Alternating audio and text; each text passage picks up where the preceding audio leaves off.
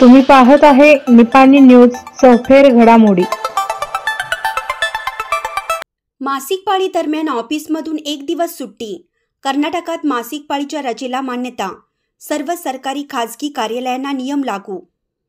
कर्नाटक राज्याचे मुख्यमंत्री सिद्धरामय्या यांच्या नेतृत्वाखालील कर्नाटक सरकारने नोकरदार महिलांसाठी मोठा निर्णय घेतला आहे। महिलांना मासिक पाळी दरम्यान भर पगारी रजा देण्याच्या प्रस्तावाला मंजुरी देण्यात आली आहे। राज्याचे रोजगार मंत्री संतोष लाड यांनी काल मंत्रिमंडळ बैठकीत हा प्रस्ताव मांडला।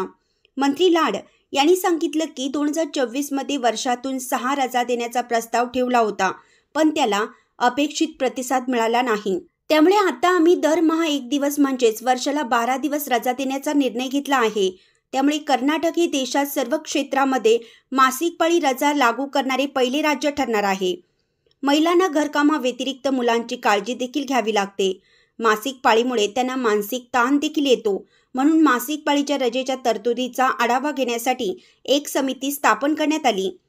समितीने शिफारस देखील केली की 6 दिवसीय रजा देण्यात यावी, तथापि सरकारने दरवर्षी 12 दिवसांची रजा देण्याच्या निर्णयावर शिक्कामोर्तब केला आहे।